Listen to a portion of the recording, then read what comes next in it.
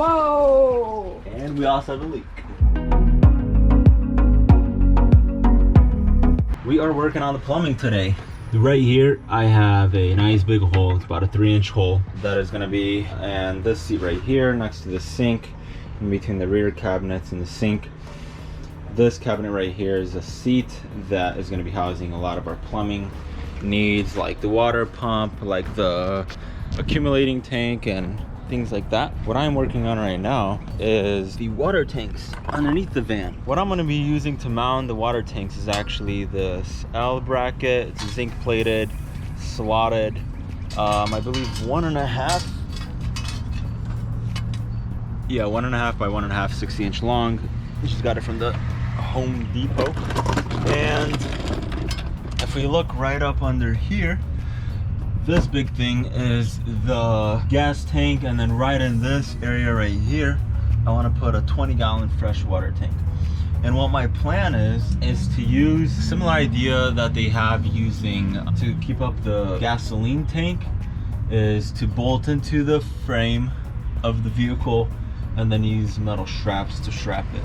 So I'm using this because I have a lot of holes in the frame, but not a lot of ways to directly connect a strap. So I want to be able to mount this to the frame right here. And then what I'm doing is actually using a magnet, feeding it through here, because this is the main problem. I can't really necessarily work on both sides of the metal. So if I just feed a magnet through, put the bolt on it, then I can just pull it right through. And then from here, I'm going to be installing this rail, and then that way I can bolt things directly onto these holes better than trying to work with what I have here. All right, let me show you what I've gotten done so far. We have this rail put up, and then this rail right here. So this rail, I was able to fish some bolts in through these cavities and through here with the magnet, like this. So I was able to get it from the top side, so that the bolt is coming in from the top side, and then the nut comes in from the bottom side. And that is holding this directly onto the frame of the van, all the way, including 2 more bolts here. And then this is a whole 6-foot piece, I believe, right there. And then another one over here. And what I did over here, the majority of it is going to be held by these 3 bolts that are actually coming from the straps of the gas tank. So what I did is I lifted up the gas tank a little bit just to kind of support it as I undid these bolts for the straps. And then I cut around the straps a little bit so that I'm not really doing anything to the straps. I actually cut my bracket so that it fits that. And then I plan on putting another bolt on this end, and then another bolt somewhere around here. Not gonna lie, at first I thought it was gonna be easy, and then I got down here and started to really plan it out, and then I got a little bit overwhelmed. So this, doing it this way is actually gonna be a lot easier, because now I just got these 2 brackets down, and then from here on out it's actually gonna be pretty easy. So go from there. Hey, let me catch up on what I've been doing. So just about ready to install the tank, so I want to do a few things to prep the tank for installation. I have a few things going on here. This is the 20-gallon tank from A Customs, I believe it's called, out of Indiana, but I'll link this in the description. What I really like about this one is it's a freshwater tank, BPA free and used for drinking water. And what I like about this one, it has a lower section right here, so that when you're drawing water for the water pump, it's an ideal location for that. And also what I'm installing right here is a tank gauge. This is the probe by KUS. They're not cheap, but definitely going to be worth it. This is going to be combined with the gauge right here, so it's going to be combined with that. The reason why this is different than that is this is gonna be actually the overflow and also air vent, and I'm just gonna do a plastic loop for the hose. I'll show you that later. This looks a little different. This did not come with a tank. This is actually a PEX fitting because all the plumbing I'm doing in PEX. Then this is just a regular 1 1/4 inch fill hose opening that it came with. Okay, let's get cracking. Okay, so I have installed the flat bar, which I earlier might have referred to as straps. This is 1 1/2 inch wide, 16 gauge zinc plated steel. And as you can see, I put I forget what these are called. I'll like round it out, and then with a washer nut on the inside. And then the goal will be to put the tank in here and then bend this around the tank, and then it's gonna get mounted to here. Okay, well, that was a little harder than expected, and I definitely needed more than 2 hands at many times, but I think I got it. This is what it's looking like right now. You got the 4 straps right here. I still need to tighten them down. Might end up putting some spacers here too, depending on how it's gonna look once it's tightened down. But yeah, that was actually not easy, but feeling really good about how it's gonna hold. I've been working on getting some more plumbing done. What I have right here is a setup that I was able to make outside of the van, just so that I'm not working in the van, so that this seat right here next to the sink is where all the plumbing is gonna go. So I just got this board and another board to bring this one up so that this whole line is nice and straight. And what we have here is actually going to be the inlet coming from the tank with a settlement filter. This is a 12-volt water pump, a quick connection right here to an accumulating tank, and then from here I have another adapter, because from here on out we'll be going with PEX. It's gonna go essentially somewhere around here, because then in here I want to have a hot water heater and also the water filtration system. That looks so good. It does, doesn't it? Look at that. Well, there hasn't been much to show lately. Not that there hasn't been much to show, but I don't know what to record, because this is what I'm working on right now. It's actually the reverse osmosis system, the filters, storage tank, and all this mess of things, the manual, going through that. But let me show you what I have gotten done so far regarding plumbing. Starting from the back, got this really cool, nice shower valve installed. That's gonna have like the shower faucet right here, and then with the coil hose. This is installed for the water fill. This thing is just like a couple bucks off of Amazon. And then to show you the back side of those two, I have this right here. I think it's with 1 1/4 and then 1 3/8 inch hose adaptation, and then also with the vent, but I'm not using that vent because I'm actually venting the tank directly. And then the back of the shower, I have just the cold water connector right now. This is then going to be the hot going that way, and then this is just going to go straight out of the cabinet. So all of that is coming in through there, put some holes into the cabinets, and then coming into the water cabinet, or whatever we want to call it. Again, you already saw the pump, the accumulator. I have connected to the tank right now.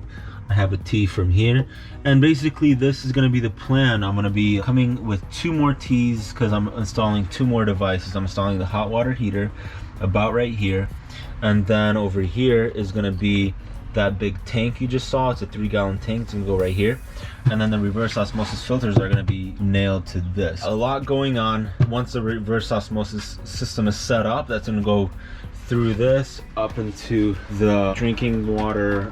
Right now you're seeing a different one than what we are actually installing. This is the one it came with, and it has 3 hoses.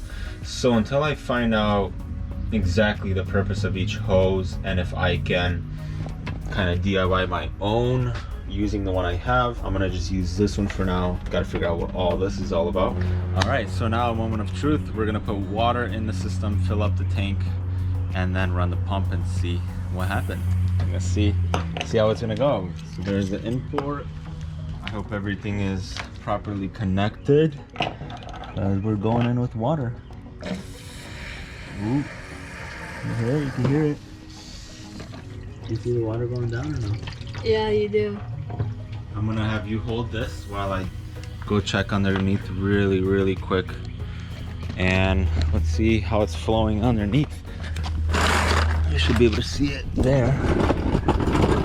Oh yeah, here it is. It's going into the tank. You can hear it, kind of see it just a little bit. It's flowing into the tank. I want to get maybe a couple inches in here. Okay, I would say we have a few inches of water in there. Okay, so just in case there are any leaks in the system, I'm actually going to leave the faucet on when I start the pump so that the pressure slowly builds up and we can maybe determine some leaks before it gets really big. So the very first switch right here is going to be the water pump. So when we flick that on, this is going to start up. So get the camera in there really nice and good. Let's give it a try.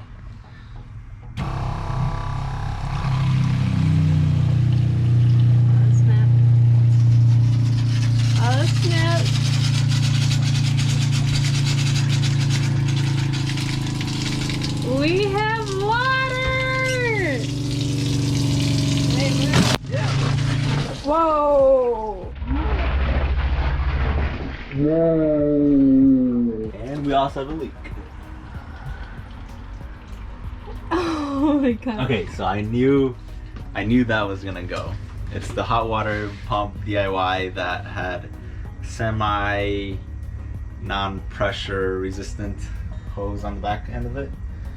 And that's okay. Okay, here is the update for the plumbing. For the shower, we got this in the back. We got this all done. The shower head is coming out of here, so that when you take this guy, get a nice water pressure right there. Actually, I'm gonna be wanting to put something in the hose to actually reduce the flow rate of that. But that's all done there. Going back into the what I'm calling the water box. I got all the leaks taken care of. I had just some leaks that I had to take care of. The last thing that we were dealing with was the hot water heater. I got that all taken care of. I got a bigger hose on that end that was leaking and changed the cap and everything. However, I still don't really like it. It really doesn't match up with the rest of the professionalism in the van.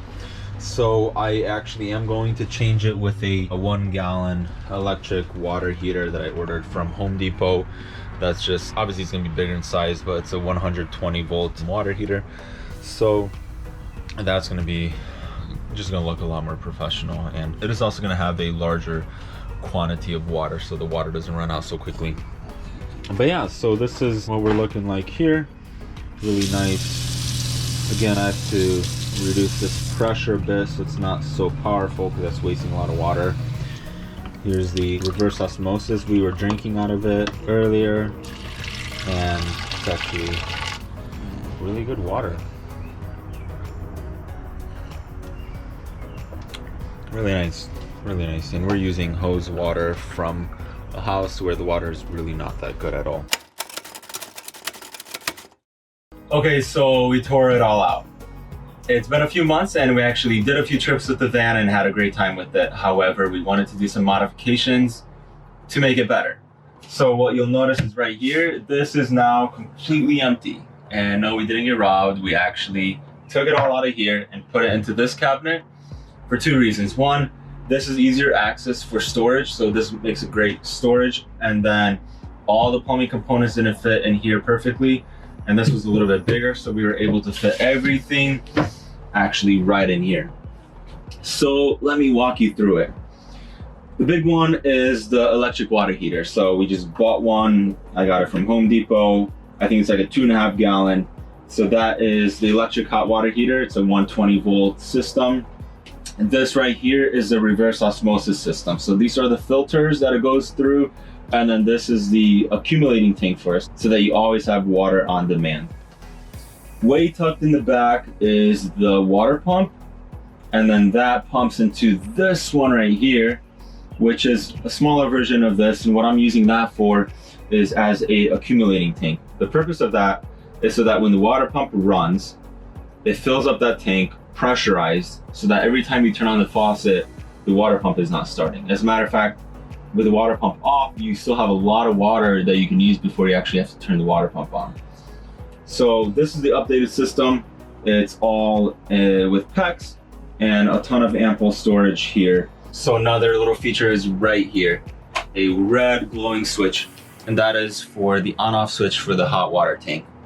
It's very easily visible from the sink so that you can see it if it's on, and so that you can turn it off so that you're not using excessive power if not necessary. So that essentially concludes our plumbing. We have 20 gallons of fresh water tank, and later, I don't have footage of it, but I put a heat pad on it that's temperature controlled, that's also on a switch.